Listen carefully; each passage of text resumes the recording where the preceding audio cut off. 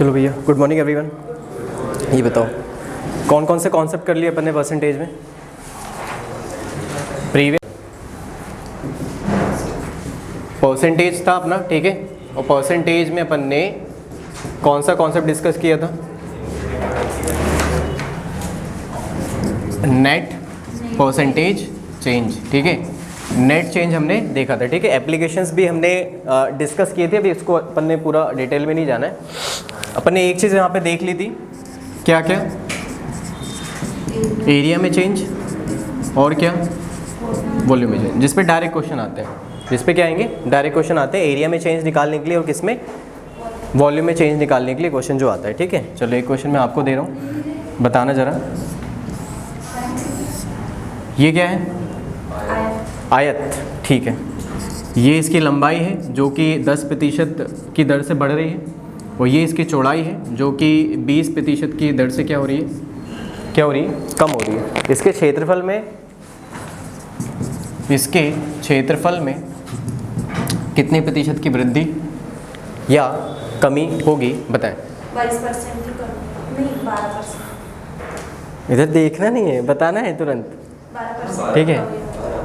हाँ, तो कोई समय नहीं लगेगा कि इसमें पेन चला रहे हो, ये चला रहे हो, वो चला रहे हो। 2 के लिए तो कम से कम नहीं लगना चाहिए। हाँ, ठीक है। आगे सभी का देखो, 2 का फॉर्मूला क्या है कि आसान होता है, plus minus x plus minus y plus minus x y upon क्या होता है? 100। ये होता है कि नहीं होता? होता ही। मैंने आपको 2 तरीके से बताया था, एक कौन सा? रेशियो मेथड, और एक क्या है आपका? एक क्या आपका? फार्मूला मेथड, जो कि ये था, ठीक है। चलो, अब बस ये ध्यान रखना है कि कोई चीज़ यदि बढ़ रही है तो हम वहाँ पे प्लस साइन लेंगे, और ये कोई चीज़ घट रही है तो क्या लेंगे? माइनस साइन लेंगे। और जब यहाँ दोनों का जब मल्टीप्लिकेशन होगा, प्रोडक्ट होगा, तो इसके साइन पर ये वाला साइन निर्भर करेगा कि यदि ये प्लस का ये माइनस का तो यहाँ पे क्या आएगा? माइनस। ये माइनस ये प्लस तो भी माइनस आएगा, लेकिन दोनों माइनस करेंगे तो यहाँ पे क्या हो जाएगा? प्लस हो जाएगा, ठीक है। तो एक प्लस है और एक क्या है? माइनस है। लगा दो जरा यहाँ पे, ये देखो, ये बढ़ रहा है तो ये 10 हो गया, माइनस का 20 हो गया, माइनस का 10 × 20 बटे कितना 100। ये छोटी मोटी कैलकुलेशन आप मन में कर सकते हैं, क्योंकि छोटे नंबर है। क्या है ये? छोटे नंबर है। ऐसा नहीं कि कहीं 28 लिखा है, कहीं 32 लिखा है तो आपको मल्टीप्लिकेशन करना पड़ेगा तो दिक्कत आ रही हो। छोटे छोटे नंबर है, 0 आ रहा है तो कट ही जाएगा पूरा। 10 में से 20 चला गया, माइनस का 10, और ये कितना हो गया? माइनस का 2। तो बोलो आंसर कितना आ गया? माइनस का 12 परसेंटेज में आएगा आंसर, ठीक है। और माइनस क्या बता रहा है? कमी। क्या बता रहा है? कमी बता रहा है, ठीक है। तो इसका मतलब ये हुआ कि यदि ये रेक्टेंगल था, ये आयत था, यदि इसका पहले क्षेत्रफल 100 स्क्वायर यूनिट, 100 यूनिट जैसे नहीं दी गई है तो मैं मान ले रहा हूँ कि स्क्वायर यूनिट है, जैसे centimetre square, metre square, kilometre square से कुछ भी दे सकता है। मैंने यूनिट नहीं दी, मैंने लिख दिया कि 100 स्क्वायर यूनिट, ठीक है। तो यदि इस रेक्टेंगल का एरिया पहले 100 स्क्वायर यूनिट था तो अब कितना हो जाएगा? 88। 12 कम हो गया ना, तो 12 कम हो गया तो बचा कितना? 88 स्क्वायर यूनिट। क्या हो जाएगा? 88 स्क्वायर यूनिट। कंपैरिजन करने के लिए वो बोल सकता है, डेटा भी इसमें पूछा जा सकता है कि यदि इस आयत की लंबाई में 10% की वृद्धि हो रही है, इसकी चौड़ाई में यदि 20% की कमी होती है, तो यदि पहले इसका क्षेत्रफल 10,000 स्क्वायर यूनिट था तो बताइए कि जो नया क्षेत्रफल होगा वो कितने स्क्वायर यूनिट होगा। तो क्या कंपैरिजन नहीं कर सकते? बिल्कुल। हमने मान लिया कि पहले वाला जो रेक्टेंगल था उसका एरिया कितना था? 100 बराबर इतना। तो जब 12% की कमी हो जाएगी तो वो कितना हो जाएगा? 88। तो 88 का मान कितना होगा? उतना आपने निकाल दिया आंसर। समझ आ रहा है कि नहीं आ रहा है? तो कंपैरिजन करके वो आपसे डेटा भी पूछा जा सकता है। क्या पूछा जा सकता है? डेटा में। परसेंटेज में तो आएगा ही आएगा, साथ ही साथ ऐसा ही बोल सकता है कि यदि पुराना वाला क्षेत्रफल इतना था, या नया वाला क्षेत्रफल इतना है, तो कितनी वृद्धि होगी, कितनी वृद्धि होगी, या कितनी कमी होगी, या नया वाला क्षेत्रफल क्या होगा। ऐसे करके वो कुछ भी पूछ सकता है, तो इसके लिए तैयार रहना। ये नहीं कि सिर्फ परसेंटेज में बोला तो सिर्फ परसेंटेज में आंसर हो जाएगा। क्वेश्चन इसमें कई प्रकार से फ्रेम किए जा सकते हैं। समझ आ गया इतना? चलो, क्या है ये भैया? बिना पेन पेपर चलाए आंसर बोलना है। 44। पूछा क्या प्रश्न है? 44% की वृद्धि। वर्ग है, वर्ग की भुजा कितना बढ़ रही है? इतना सिंपल मैंने पूरा प्रश्न नहीं लिखवा रहा हूँ मैं, आप बस समझ जाओ। मैं क्योंकि 6, 7, 10 क्वेश्चन यहाँ पे ऐसे ही करा दूंगा। तो ये वर्ग है, आपको ये पता है कि भाई वर्ग दिख रहा है आपको। इस वर्ग की भुजा है ए, इसमें जो वृद्धि हो रही है कितना परसेंट हो रही है? 20%। तो इसके क्षेत्रफल में कितने प्रतिशत का परिवर्तन आएगा? तो आप बताएंगे आंसर कितना? 20 + 20 40, और 20 × 20 बटे 100 4, तो कितना हो गया? 44%। कितना हो गया आंसर? 44%। समझ आ गया? ये क्या है? इस वृत्त की जो त्रिज्या है वो 21% बढ़ रही है। कितनी परसेंट बढ़ रही है? 21% बढ़ रही है। तो क्या बताना है आपको? क्षेत्रफल में वृद्धि। तो आपको पता है कि एरिया होता है पाई आर स्क्वायर। क्या होता है? पाई आर स्क्वायर। पाई तो कांस्टेंट मतलब आर इंटू आर। तो रेडियस को 2 बार यूज़ कर लो। 21 प्लस 21 42 और प्लस 21 का स्क्वायर 441 में 100 से भाग लगाओ 4.41। 42 में 4.41 जोड़ दो। 42 में 4.41 जोड़ दो 46.41। बिना पेन पेपर के आ सकता है कि नहीं आ सकता है? आ सकता है, कोई बड़ी बात नहीं है। 21 प्लस 21 इंटू 21/100। तो हमको पता है यार हमको फॉर्मूला कैसे यूज़ करना है। तो 2 के लिए कम से कम पेन पेपर ना चलाओ एटलीस्ट। जब छोटे छोटे नंबर हो तो इतना तो नहीं करो। 21 प्लस 21 कितना हो गया? 42। वो हमने डायरेक्टली किया। 21 प्लस 21 42 प्लस था क्योंकि बढ़ रहा है। 21 का स्क्वायर 441 में 100 से भाग लगाना है तो 4.41। उसमें 42 जोड़ दिया। कितना आ जाएगा हमारा आंसर? 46.41% की क्या हो जाएगी? वृद्धि हो जाएगी। क्या हो जाएगी? वृद्धि हो जाएगी। समझ आया? क्लियर है? कोई दिक्कत तो नहीं है?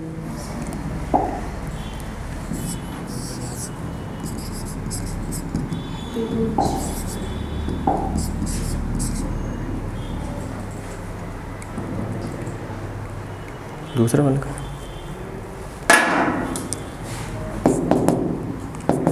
इसका जो बेस है वो 40% क्या हो रहा है? बढ़ रहा है।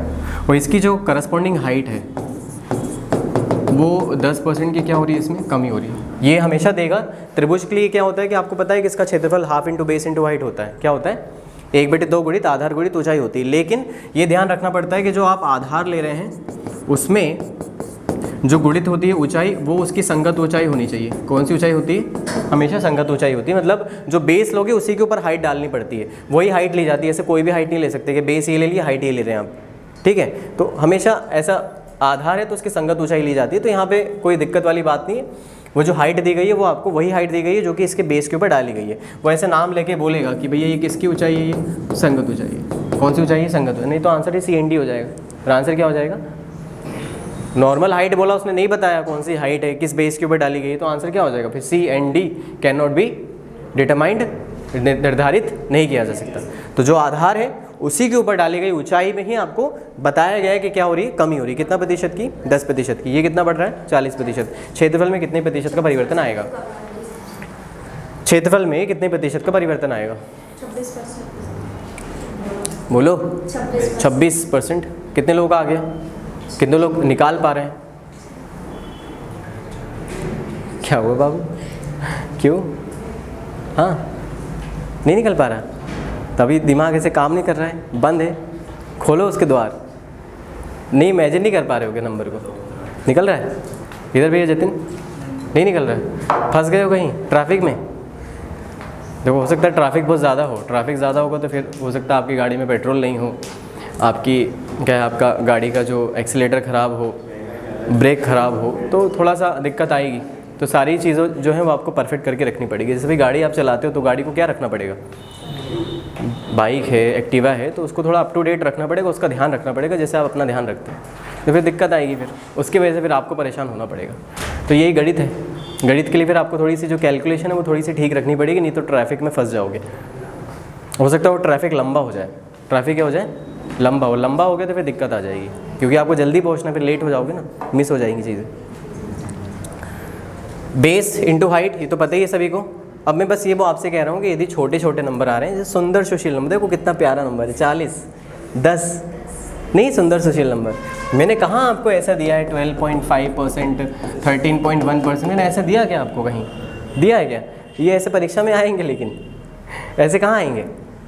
परीक्षा में भी आएंगे। अब ये थोड़ा ना आएगा इतना छोटा छोटा नंबर 40, 10, 20, 25, 30। ये तो बहुत छोटे छोटे नंबर हैं, बहुत आसानी। इसलिए मैं बोल रहा हूँ कि यदि छोटा नंबर है तो आप ओरल कर लोगे। ऐसा कोई नंबर दे तो फिर पेन पेपर का यूज़ करो। मैं उसको फिर भी बोलूँगा कि हाँ फिर आप यूज़ करिए पेन पेपर का। ऐसा नंबर देगा तो भाई आपको सिंपल दिया है तो आप सिंपल तरीके से जल्दी कर लो। ये बढ़ रहा है 40 प्लस का, ये इमेजिन करो, ये 10 हो गया, माइनस का 40 इंटू 10 बटे कितना 100, ये 2 शून्य से 2 शून्य कट गए, 40 में 10 चला गया 30, प्लस का 30, किसका 30 प्लस का, प्लस के 30 में से 4 चला गया, प्लस का 26, और प्लस का 26 का मतलब है एरिया हमारा क्या होगा बढ़ेगा, और कितना परसेंट बढ़ेगा 26% बढ़ेगा, तो कितना हो जाएगा 126%, कितना हो जाएगा। यदि पहले एरिया 100% होगा तो अब कितना हो गया होगा, अब कितना हो गया होगा 126%, क्योंकि कंपैरिजन में ये पार्टिसिपेट ले सकता है, हो सकता है वो डेटा आपको दे उस केस में। समझ आया, कोई डाउट, बन जाएगा एरिया। चलो अब थोड़ा बहुत परिवर्तन करता है प्रश्न को, क्या करता है कुछ चेंजेस करेगा, ऐसा नहीं कि डायरेक्ट क्वेश्चन आया तो दे दिया। तो 2D फिगर्स अभी नहीं दिए जा रहे हैं, क्योंकि 2D फिगर्स 4-6 साल पहले पूछे जाते थे, आसान था उस समय, तो उस समय दे देता था वो। अभी जो पूछा जा रहा है वो ज़्यादातर आपको किस में मिलेगा, वॉल्यूम में, सरफेस एरिया में, पृष्ठीय क्षेत्रफल में और आयतन में। अभी जो प्रश्न आएंगे आपको वो किस में मिलेंगे, ज़्यादातर पृष्ठीय क्षेत्रफल और आयतन में मिलेंगे। लेकिन हाँ, अभी स्टार्टिंग अपन यहीं से करेंगे, जब आप एरिया निकालना सीख लोगे चेंजेस, तो ये भी आपके लिए बहुत आसान हो जाएगा। ठीक है, अभी मैं 2 क्वेश्चन और कर रहा हूँ जो कि एग्ज़ाम के ही हैं, पूछे गए हैं।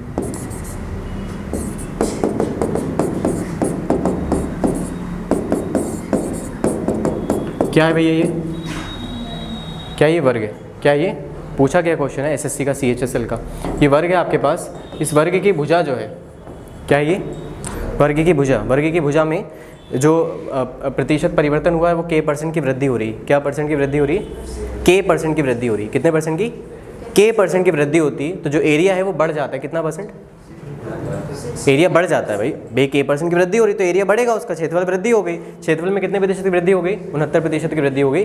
k का मान क्या है, k का मान क्या है, ऑप्शन भी दिए जाएंगे आपको 4। ये है प्रश्न, सेम ही कॉन्सेप्ट है, कॉन्सेप्ट बदला नहीं, हम तो वही पढ़ रहे हैं एरिया में चेंज। लेकिन एरिया में चेंज मैंने आपसे पहले ही कहा है, एरिया में यदि चेंज चाहिए तो आपके पास यहाँ पर 3 चीज़ें हैं। एक आपके पास एरिया है और यहाँ 2 राशियों का गुणनफल होगा। बोलो होगा कि नहीं होगा, होगा ये। तो ये 3 चीज़ें आ गई आपके पास, एक एरिया जिसमें चेंज हमेशा निकालना होगा, ये ज़रूरी नहीं होगा हमेशा निकालने के लिए बोलेगा, ऐसा नहीं है। एरिया में कभी कभी चेंज दे देगा, तो एक इसमें चेंज देगा तो आपको तीसरे में चेंज पूछ रहा है, जैसे ही पूछ रहा है।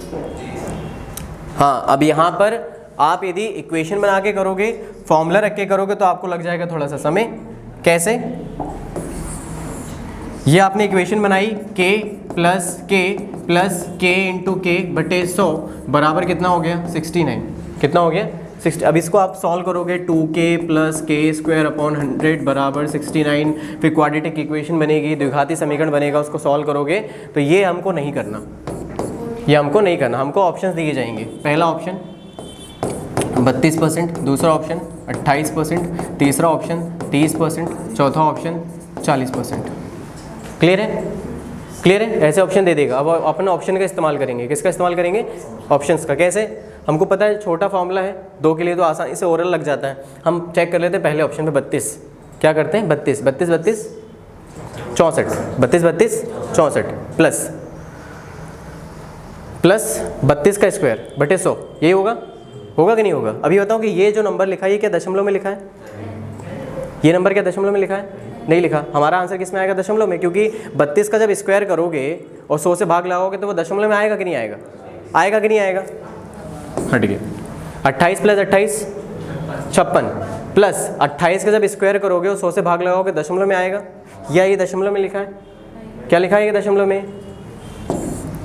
30 30 और 30 60, प्लस 30 इंटू 30 बटे 100, 30 प्लस 30 60, 30 इंटू 30 बटे 100 9 आ गया, और 60 और 9 69, आंसर 30%। आंसर क्या हो गया 30%। समझ आया कि नहीं आया। तो ऐसा भी क्वेश्चन आएगा जहाँ पर आपको, यदि आप बेसिक से करोगे, इक्वेशन बना के करोगे, जो आपने फॉर्मूला अप्लाई किया तो उसमें टाइम ज़्यादा लगेगा, हो सकता है उसमें फंस जाओ आप। तो इससे क्या करना है कि ऑप्शन का भी इस्तेमाल करना है। क्या करना है, ऑप्शन का इस्तेमाल आपको करना पड़ेगा, ठीक है। अच्छा, ये वाला प्रश्न लिखो आप लोग, सभी लोग।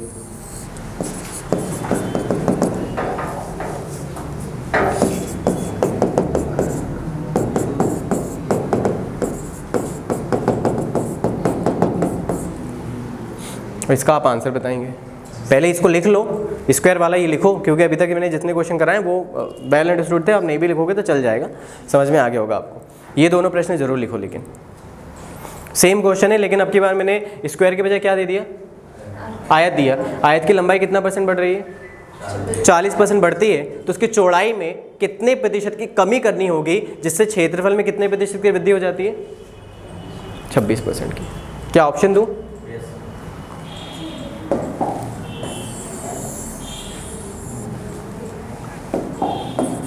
ए ऑप्शन है 11%, बी ऑप्शन है 12.5, सी ऑप्शन है 10.5 और डी ऑप्शन है 10%। ऑप्शन भी ऐसे नहीं मिलेंगे कि आपको बिल्कुल फेवरेबल हो तो हमेशा आप ऑप्शन का इस्तेमाल कर करके कर लो। ऑप्शन एलिमिनेट करना बहुत ज़रूरी होता है और सही तरीके से। वेरी गुड, छोटा प्रश्न था, ठीक है। तो बस जल्दी से अपन एरिया वॉल्यूम फिनिश कर रहे हैं, उसके बाद अपन आगे बढ़ेंगे। जो अपन ने एक्सपेंडिचर वाला कॉन्सेप्ट देखा था, expenditure of price into consumption वाला, ठीक है, रेवेन्यू वाला, बस उसी पर आ रहे हैं। ये बस फिनिश है, ये बस मुझे 1-2 क्वेश्चन बताने हैं। आगे सभी का 10, ठीक है, चलो बहुत बढ़िया, क्लियर है। इसको तो वैसे आप फॉर्मूले में अप्लाई कर सकते थे, ठीक है, क्योंकि यहाँ एक ही एलिमेंट आ रहा है, एक ही वेरिएबल था, तो यहाँ पे स्क्वायर हो गया, क्वाड्रेटिक इक्वेशन में गई, टाइम ज़्यादा लग जाएगा यहाँ पे। लेकिन रेक्टेंगल वाले केस में आपको ज़्यादा टाइम नहीं लगेगा, आप यहाँ पे अप्लाई कर सकते हैं। कैसे अप्लाई करोगे, देखो लेंथ बढ़ रही है 40, ठीक है, ये हमको नहीं पता, x हो गया -40 × x बटे कितना 100 बराबर कितना हो गया, ये 26, कितना हो गया ये 26, बढ़ रहा है ना, तो प्लस लगा दी 26। अब ये 40, ये हो गया 2/5x बराबर ये 26 हो गया। 40 में से 26 इधर घटा लो, इस वाले को उधर लेके चले जाओ, सॉल्व करो, आंसर निकल कर आ जाएगा। आएगा कि नहीं आएगा, x का मान निकल के आ गया। आप फॉर्मूले में भी रख सकते, ऑप्शन से कर सकते थे। देखो जरा, 40 में से 11 घटेगा, कुछ आएगा, कुछ आएगा, कुछ का मतलब नहीं है, -40 × 11 बटे जब 100 करोगे, 40 × 11 बटे जब 100 करोगे तो दशमलव में आएगा कि नहीं आएगा, ये बताओ। आएगा दशमलव में। और किसी इंटीजर वाले नंबर में से कोई दशमलव वाली संख्या घटाओगे तो आंसर किस में आएगा, दशमलव में आएगा। आएगा कि नहीं आएगा, क्या ये दशमलव में है, हट गया 12.5, क्या ये 12.5, 40 में से 12.5 घटाएंगे, कुछ बचेगा, कुछ बचेगा, हाँ ठीक है, बच जाएगा। लेकिन जब 40 × 12.5 बटे 100 करोगे तो भी दशमलव में आएगा। फिर दशमलव वाली संख्या में से दशमलव वाली संख्या घटेगी तो पॉसिबिलिटी है कि वो इंटीजर में आ जाए, क्योंकि यदि यहाँ भी 0.5 हुआ, यदि यहाँ भी 0.5 हुआ तो घटेगा तो क्या आ जाएगा, 0। आ सकता है कि नहीं आ सकता है। तो ये दोनों ऑप्शन ऐसे हैं जिस पे आप ट्रायल कर सकते थे, लेकिन आंसर आप यदि 10 पे रख के देखोगे, क्योंकि पहले सिंपल ऑप्शन ट्राई करो, उसके बाद इस वाले पे चले जाओ। ये हट गया सीधा। अब ये दोनों लग सकते थे कि हाँ ये हो सकता था, तो इससे पहले आपने पहले इजी वाला ऑप्शन ट्राई करके देख लिया, हो सकता आंसर ये आ जाए। हमने 10 पे चेक करिए, 40 में से 10 गया, कुछ आएगा, -40 × 10 बटे 100 क्या आ रहा है, 4 आ रहा है, ठीक है। 40 में से 10 गया था तो 30 आया, तो 30 में 4 गया तो कितना आया, 26 आया। तो हमारा आंसर कितना हो गया, ऑप्शन नंबर डी। समझ आया। तो ऑप्शन यदि नहीं आता तो फिर हमारे पास 2 ऑप्शन बचे थे, हम इस पर ट्रायल ले लेते, इस पर ट्रायल ले लेते, बाकी हम फॉर्मूला भी लगाएंगे, जाएगा। क्लियर है, समझ आया, कोई दिक्कत तो नहीं हो रही। चलो भाई, तो ये 2D फिगर्स ऑलमोस्ट कंप्लीट है। 2D फिगर्स में ज़्यादा आपको क्या क्या दिखाई देगा, सर्कल, ट्राइंगल, रेक्टेंगल और स्क्वायर, ये 4 ही फिगर्स पे ज़्यादातर प्रश्न बनाए जाते हैं, ठीक है। एक प्रश्न मेरी तरफ से आप लोगों के लिए कॉम्प्लीमेंट्री, ठीक है। क्या ये वर्ग,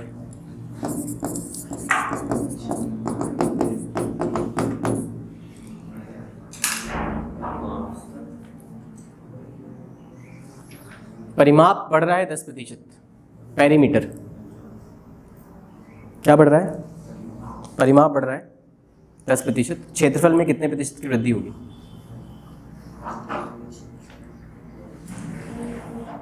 टू डी कंप्लीट है, बस 2D फाइनली वॉल्यूम पर सरफेस एरिया पे आ रहे हैं।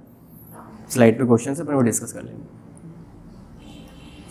इससे आपको एक आइडिया मिलेगा कि हाँ ठीक है, इस प्रकार से अप्लाई होती हैं चीज़ें। इसका आंसर मुझे बताओ, इसका आंसर निकाल दिया तो मतलब मैं समझूंगा कि मैं सफल हुआ आपको समझाने में, अन्यथा मुझे दोबारा समझाना पड़ेगा। बताएं, परिमाप में 10% की वृद्धि हो रही है, किसमें वृद्धि हो रही है, परिमाप। परिमाप जानते हैं, अगर नहीं जानते तो मैं बता दूं। वर्ग का परिमाप, परिमाप मतलब होता है सही भुजाओं का योग, ये वर्ग है तो इसमें सभी भुजाएं बराबर होती हैं, तो ए मतलब 4 गुणित भुजा, 4 गुणित भुजा या 4 इंटू साइड मतलब ए 4a, तो साइड को हमने ए माना तो 4a। ठीक है, परिमाप मतलब होता है सभी भुजाओं का योग, जितना भी कोई बंद आकृति है उसमें जितनी आपको भुजाएं दिख रही हैं सबका योगफल करते हैं, वो आपका परिमाप बन जाता है। आप ये बताओ कि परिमाप है, परिमाप बढ़ रहा है, तो परिमाप बढ़ रहा है मतलब इसका मतलब क्या है, क्यों बढ़ेगा परिमाप, कब बढ़ेगा परिमाप, जब भुजा बढ़ेगी ना।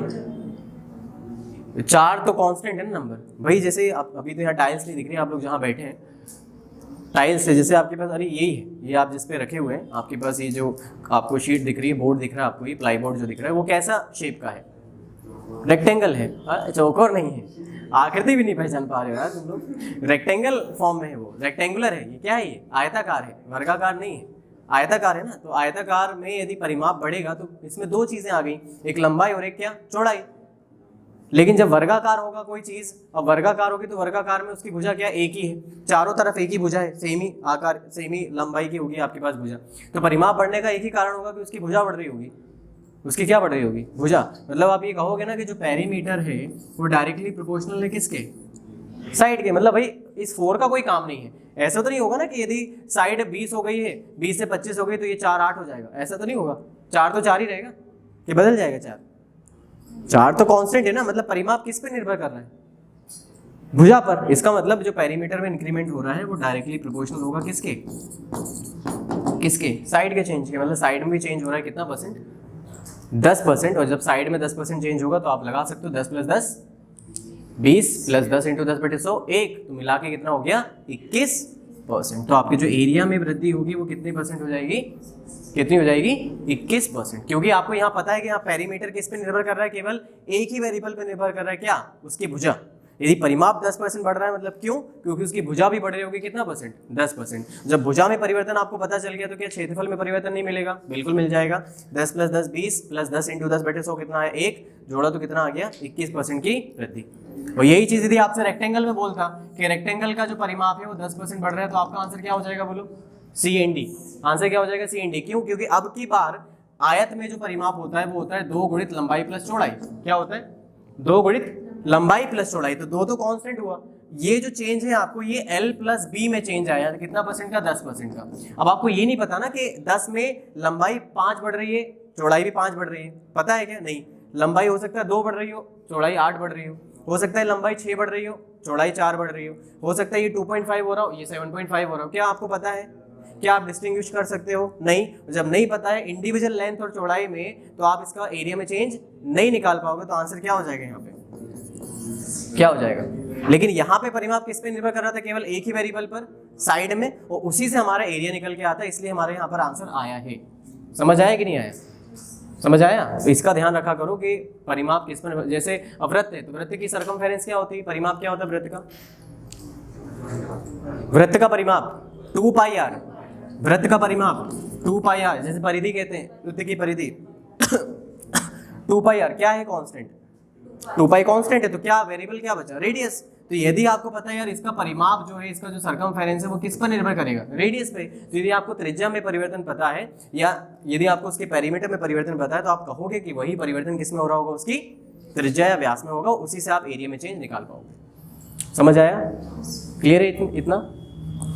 ये था आपका 2D वाला। ये क्या था भैया आपका, बोलो, 2D में चेंज।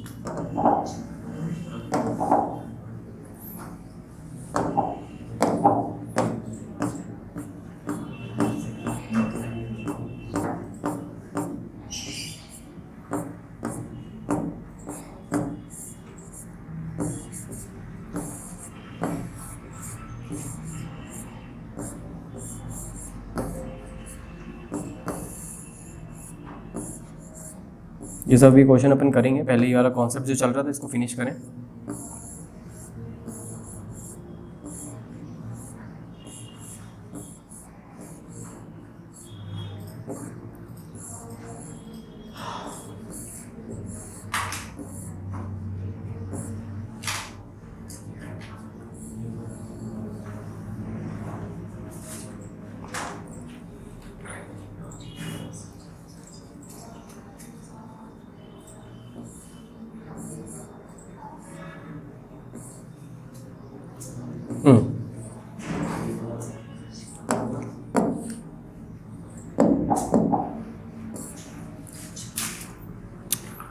एक कमरे की लंबाई चौड़ाई ऊंचाई घनाभ के आकार में है।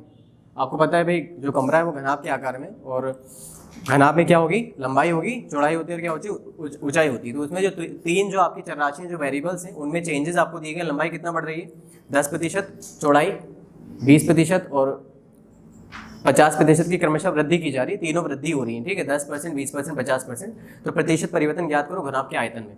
जो घनाभ का आयतन है उसमें कितने प्रतिशत का परिवर्तन होगा। और आपको पता है कि जो आयतन होता है घनाभ का वो होता है L into B into H. क्या होता है L into B into H. और आपने ये कहा है कि नेट परसेंटेज चेंज का मतलब होता है जब भी दो या दो से ज़्यादा राशियों के बीच में क्या हो, गुणनफल हो, तो भी आप उसमें परिवर्तन निकाल सकते हो। और यहाँ कितनी राशियों का गुणनफल हो रहा है 3, और इन तीनों में क्या परिवर्तन आपको दिया गया है, लेंथ में चेंज दिया है, यस, ब्रेड्थ में चेंज दिया है, यस, हाइट में चेंज दिया है, यस। तो आप फॉर्मूला लगाएंगे तो आपको फॉर्मूला 2 बार करके लगाना पड़ेगा, और रेशो लगाओगे तो 1 बार में लग जाएगा।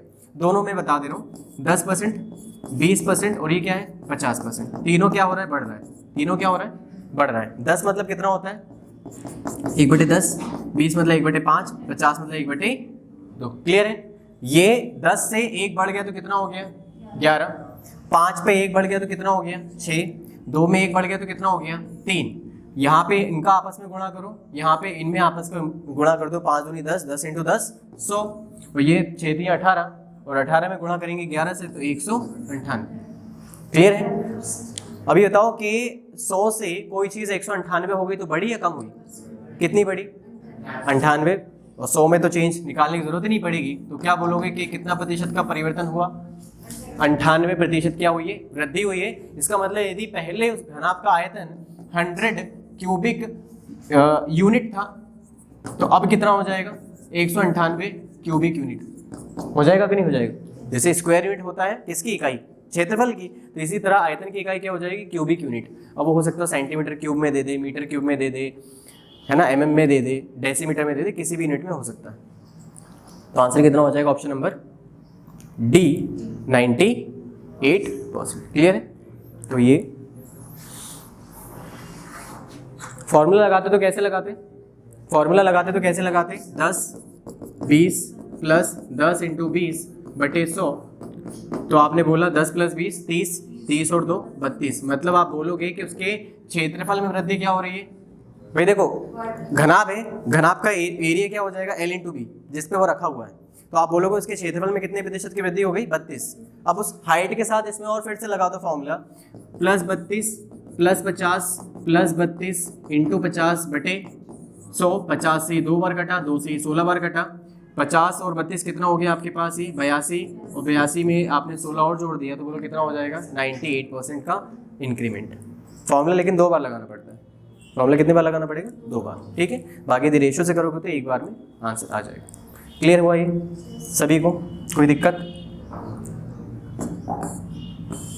अब ये जो है मुझे ऐसे तुरंत आंसर बताते जाना।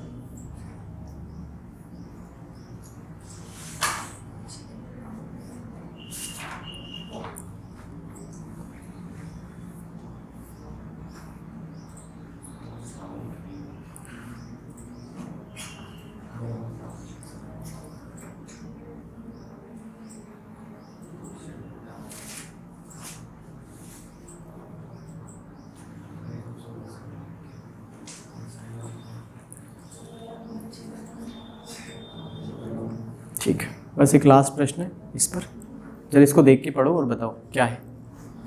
The price of a soap is collectively decided by 5 factors raw material. 5 factors, एक सोप का जो प्राइस है, एक जो साबुन है उसका जो मूल्य है वो 5 फैक्टर पर निर्धारित करता है। किस पे निर्धारित हो रहा है, 5 कारक हैं उसके, 5 फैक्टर हैं उसके। कौन कौन से फैक्टर हैं देखो जरा। एक क्या है रॉ मटेरियल, एक क्या है रॉ मटेरियल जो है कच्चा माल है, ठीक है। दूसरा जो है रिसर्च उस पर की जाती है। तीसरा है लेबर कॉस्ट है उसके ऊपर, फिर एडवर्टाइजमेंट कॉस्ट है उसके ऊपर, फिर एक ट्रांसपोर्ट कॉस्ट है उसके ऊपर। मतलब एक जो सोप है उसका जो प्राइस निर्धारित किया जाता है वो 5 फैक्टर पे निर्धारित किया जाता है, raw material, research, labour, advertisement और क्या है लास्ट में ट्रांसपोर्टेशन, ठीक है। Assume that the functional relationship is price of soap is equals to, एक कॉमन एक फैक्टर लिया गया मल्टीप्लिकेशन, ये सब मल्टीप्लिकेशन साइन लगे हुए हैं यहाँ पे, ये सब मल्टीप्लिकेशन का साइन है। क्या चेंज हो गया ना यहाँ पे, right, raw material into research cost into labour cost into advertising cost into transportation cost. Clear है? तो बोला गया if there are respective changes of, इनके सभी में जो रेस्पेक्टिव चेंजेस हो रहे हैं वो आपको दिए गए। रॉ मटेरियल कितना परसेंट? 20%। साइन कुछ नहीं लगा मतलब पॉजिटिव है, साइन कुछ नहीं लगा मतलब क्या है? प्लस है, मतलब वो बढ़ रहा होगा। 20% बढ़ रहा है, 20% घट रहा है, माइनस लगा है, 25% बढ़ रहा है और 10% क्या हो रहा है? बढ़ रहा है। माइनस लगा है मतलब वो कम को दर्शा रहा है, और कुछ साइन नहीं लगा है मतलब वो पॉजिटिव है, वो पॉजिटिव बता रहा है मतलब बढ़ रहा है। ठीक है, 5 चीजें। Then find the percentage change in the price of soap. अभी आपने कहा परसेंटेज चेंज का जो मैंने आपको जनरल एक्सप्लेनेशन दिया कि 2 या 2 से ज्यादा राशियों के बीच में जब भी गुणनफल होगा क्या लगा सकते हो? Net percentage change. यहाँ कितनी राशियों का गुणनफल हो रहा है? 5। कितनी राशियों का गुणनफल हो रहा है? 5 राशियों का, और पांचों में आपस में गुणा हो रहा है कि नहीं हो रहा है? हो रहा है कि नहीं हो रहा है? ठीक है, तो क्या लगाओगे? फॉर्मूला लगाओगे कि रेशो लगाओगे? रेशो लगाओगे। क्या लगाओगे? रेशो, क्योंकि रेशो में आप चाहे 2 दे, 3 दे, 4 दे, 5 दे, 6 दे, एक साथ लगता है, जबकि फॉर्मूले में क्या लगेगा? तोड़ तोड़ के 2-2 कर करके लगाना पड़ता है। तो आप रेशो लगा के आंसर बता दो। 20% मतलब कितना हो गया? 1/5। 1/, तो 5 से 1 बढ़ा कितना हो गया? 6। ये भी 20% बढ़ रहा है मतलब 5 से 1 बढ़ा कितना हो गया? 6। ये 20% कम हो गया मतलब 5 पे 1 कम हो गया, कितना हो गया? कितना हो गया? 4। फिर 25% मतलब कितना होता है? 1/4। 1/4 का मतलब है 4 पे 1 बढ़ जाएगा तो कितना हो जाएगा? 5। 10% मतलब 1/10। 10 से 1 बढ़ा तो कितना हो गया? 11 हो गया। अब देखो, मैंने आपसे कहा था कि यदि कहीं क्रॉस में कुछ कट रहे तो आप काट भी सकते हैं क्रॉस में ऐसे करके। जैसे ये 5 है तो यहाँ पे 5 कट रहा है, कट रहा है, कट रहा है। और देखो जरा, ये 4 से 4 क्या हो रहा है? कट रहा है। और भी काट सकते हैं, जैसे 6 है, यहाँ पे 10 है, 2 से 3 बार, 2 से कितने बार हो रहा है? 5 बार। क्लियर है? सही है। चलो अब गुणा कर दो जरा, 5 × 5 × 5 कितना हो गया? 125। चलो यहाँ गुणा कर दो जरा, 6 × 18 इंटू कितना है आपके पास? 11। कितना हो गया ये? 198। 125 से 198 हुआ, 125 से 198 हुआ। बढ़ा कि कम हुआ? बढ़ा। कितना बढ़ा? कितना बढ़ा? 8 में 5 गया 3, 9 में 2 गया 7, 73 बटे कितना? 125 इंटू कितना? 100। 25 से 4 बार, 25 से कितनी बार? 5 बार। गुणा करो, भाग लगा दो। क्या हो रहा है भाई? गुणा करो, भाग लगा दो। 73 × 4 बटे कितना? 5। 73 × 4 बटे कितना? 5। कितना आ जाएगा आंसर? गुणा कर दो। 4 3 12, 4 से 28 और 1 29 डिवाइडेड बाई 5, 5 25, 5 8 40, 58.4% की क्या वृद्धि है कमी? वृद्धि। समझ आया? तो ये जनरल चीज थी। नेट परसेंटेज चेंज का ऐसा कोई क्वेश्चन यदि आपको जब भी दिखाई दे जहाँ पे 2 या 2 से ज़्यादा राशि को क्या हो? गुणन। कोई भी कॉन्सेप्ट हो और आपको यदि उसमें चेंज पता है तो आप नेट परसेंटेज चेंज का कॉन्सेप्ट लगा सकते हैं। क्लियर हुआ?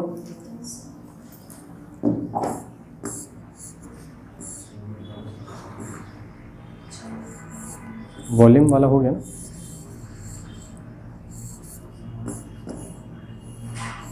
ठीक है।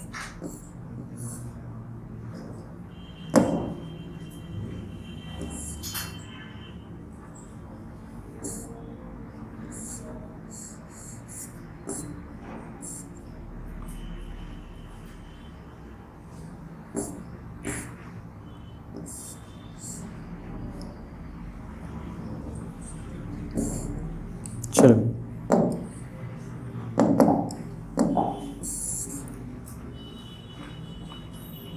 एक रंगीन टीवी की कीमत 20% की कमी करने पर उसकी बिक्री में 30% की क्या होती है?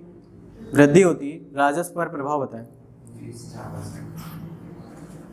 रेवेन्यू पर क्या इफेक्ट आएगा?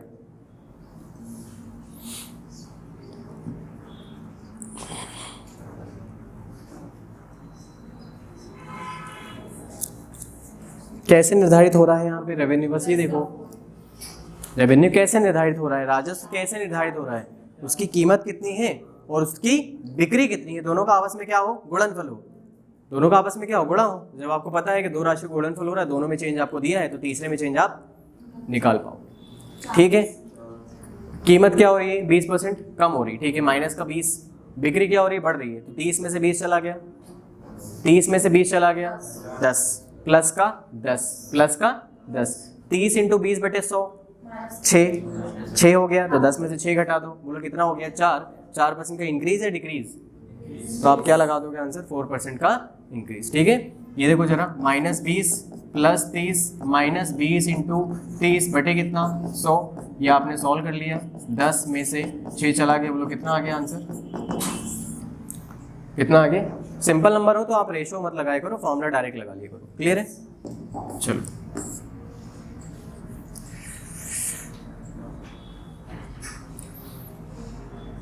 आंसर बोले, फटाफट आंसर बोलते जाना। एक आध आप क्वेश्चन लिख सकते हैं या उसको स्क्रीनशॉट ले सकते हैं।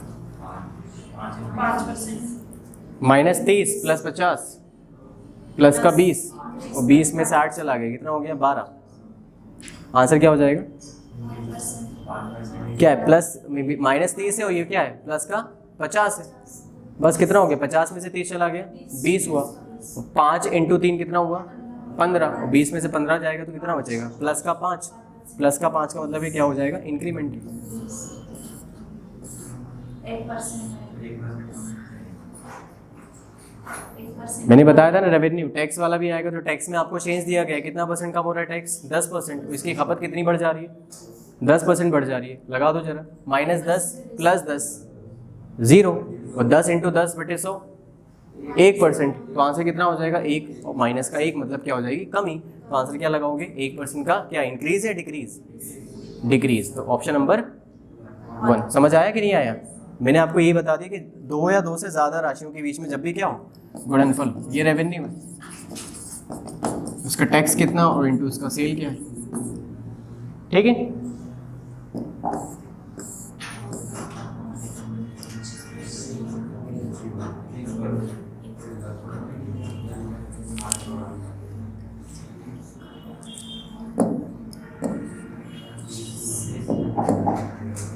चलो अब देखो जरा,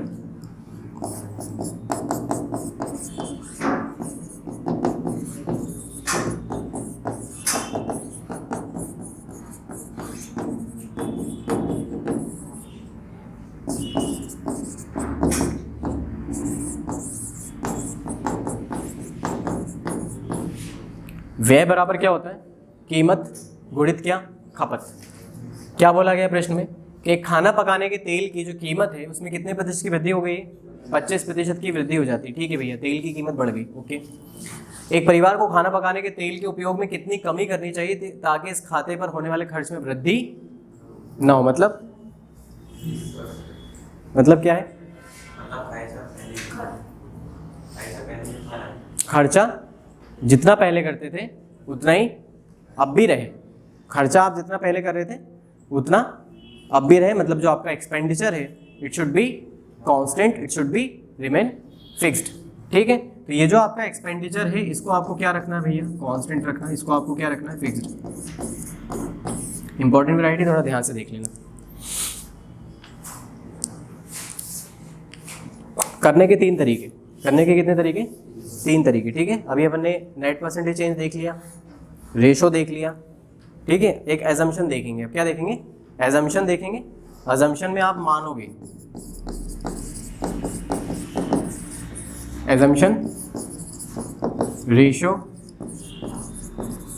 और क्या फॉर्मूला, 3 चीजें, तीनों को समझना जरूरी है, ठीक है। चलो एक्सपेंडिचर को क्या रख रहे हो आप कांस्टेंट रख रहे हो, क्या रख रहे हो कांस्टेंट, ये इन दोनों का प्रोडक्ट है, मतलब आप बोल रहे हो कि प्राइस इनटू कंजम्पशन कांस्टेंट हो गया। और जब भी 2 राशियों का गुणनफल क्या हो जाए कांस्टेंट हो जाए, जब भी 2 राशियों का गुणनफल क्या हो जाए कांस्टेंट हो जाए, फिक्स हो जाए, तो मतलब उन दोनों के बीच में जो रिलेशनशिप होता है वो कैसा चलता है, कैसे चलेगा विद, कोई चीज़ बैलेंस कब कर पाओगे, एक बढ़ेगी तो एक क्या करनी पड़ेगी घटानी पड़ेगी, एक घटाओगे तो दूसरी क्या करनी पड़ेगी बढ़ानी पड़ेगी। दोनों का प्रोडक्ट क्या है कांस्टेंट, और जब ये प्रोडक्ट कांस्टेंट है तो इसका मतलब यदि ये बढ़ेगा तो इसको क्या होना पड़ेगा कम, यदि ये कम होगा तो इसको क्या होना पड़ेगा बढ़ेगा, तब जाके दोनों का जो प्रोडक्ट होगा वो क्या हो जाएगा कांस्टेंट हो पाएगा।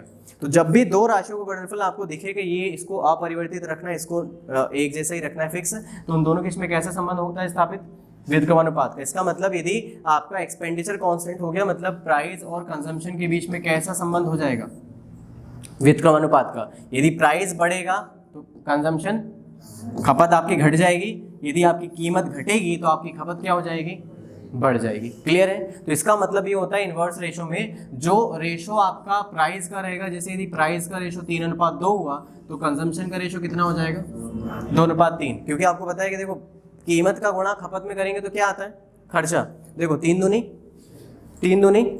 सेम ही रहेगा, तो ये तभी रह पाएगा जब जो आपकी कीमत का अनुपात बनेगा उसका जस्ट उल्टा अनुपात क्या कर दोगे आप, उसके खपत का कर दोगे। तो इसीलिए जब भी आप बनाएं तो जो भी आप कीमत का यदि आपने अनुपात बनाया है उसी का जस्ट उल्टा कर दोगे तो किसका अनुपात बन के आ जाएगा आपके पास, खपत का बन के आ जाएगा, और यहाँ से आपका फाइनल आंसर मिल जाएगा। तो रेशो में हम लोग यही करने वाले, देख लो जरा यहाँ पर। खाने के तेल की कीमत कितना परसेंट बढ़ा, 25। कीमत ही 25% क्या होगी, बढ़ गई। मतलब कितना हो गया, 1/4। मतलब आप बोलोगे कि कीमत जो है पहले यदि 4 थी तो 4 से 1 बढ़ के क्या हो गई, 5। 4 से बढ़ के क्या हो गई, 5। बढ़ गई तो 5 करोगे, घट गई तो 3 करोगे। अब ये जो खपत होगी, ये खपत आपकी क्या हो जाएगी, 5 से 4। खपत क्या हो जाएगी आपकी, 5 से 4। क्या हो जाएगी, 5 से 4। क्यों हो जाएगी, क्योंकि आपको जो खर्च है उसको क्या रखना है, फिक्स रखना है। वो खर्च फिक्स तभी हो पाएगा जब इसका जो रेशो होगा उल्टा रेशो इसका बनाओगे आप। देखो पाँचों को कितना हो रहा है, 20। प्राइस इंटू कंजम्पशन, कीमत गुणित खपत, खर्चा देगा आपको। पाँचों को 20, पाँचों को 20, सेम है कि नहीं, सेम है, बस हो गया आंसर। बताओ 5 से 4 हुआ कितना बढ़ा, 1 बढ़ा कि कम हुआ, 5 से 4 हुआ तो कम हुआ कि बढ़ा, कम हुआ। कितना कम हुआ, 1। कितने से कम हुआ, 5 से, मल्टीप्लाइड बाय 100, बोलो कितना हो गया आंसर। तो आपका यदि कीमत 25% बढ़ रही है तो आपको खपत में कितने प्रतिशत की कमी करनी पड़ेगी ताकि आपका खर्च वैसा का वैसा रहे, 20%। तो ये पहला तरीका हुआ, कौन सा रेशियो, कौन सा रेशियो मेथड। समझ आया सभी को? तो रेशियो में आपको क्या करना पड़ेगा, एक चीज़ ध्यान रखना, जब भी आपका खर्चा कांस्टेंट हो जाए या फिर दो राशियों को गुणनफल यदि आपका कांस्टेंट है तो जो एक रेशियो बनाओगे उसका उल्टा रेशियो बना लेना, वही दूसरा रेशियो बनेगा, वहीं से आपको आंसर मिल जाएगा। क्लियर है ये, समझ आया? चलो दूसरा तरीका, फॉर्मूला। दूसरा तरीका क्या है, फॉर्मूला।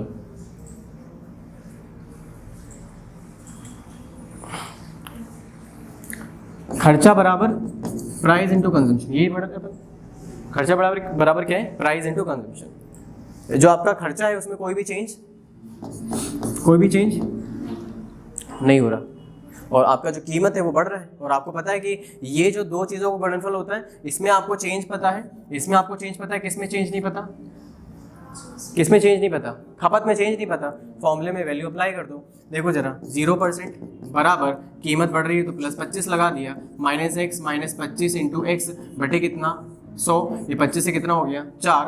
आप ये 25 को इधर लेकर आ जाओगे या फिर इसको इधर लेकर आ जाओ तो 4 एकम 4 और कितना हो गया 5x/4। 5 से कितनी बार कटा, 5 बार, तो बोले x बराबर कितना आया, x बराबर कितना आ गया 20। 0% मतलब कोई चेंज नहीं हो रहा, खर्चा बराबर, कीमत कितनी बढ़ रही है 25, खपत कितनी कम हो रही है x माइनस 25 इंटू एक्स बटे 100। सॉल्व करोगे तो जो x निकल के आया बोलो कितना आ गया 20%। लेकिन सबसे जो सिंपलेस्ट तरीका होता है वो ये होता है, क्या होता है, क्या होगा, रेशियो मेथड। ठीक है, लेकिन पता होना चाहिए आप इसको 3 तरीके से कर पाओ। क्लियर है? चलो अब दूसरा तरीका है, लास्ट तरीका।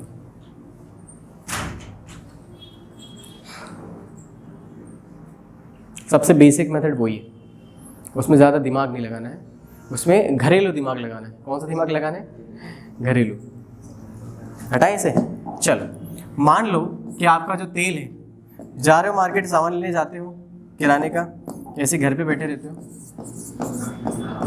कितना चल रहा है तेल का रेट, अब वो अलग अलग, फॉर्चून का अलग होगा, सोयाबीन का अलग होगा, बंसल वालों का अलग होगा, ऑलिव ऑयल अलग होगा, हाँ मस्टर्ड ऑयल अलग होगा, नॉर्मल जो घर पे चलता है तुम्हारा सोयाबीन का ऑयल कितना का, 165 का। ठीक है,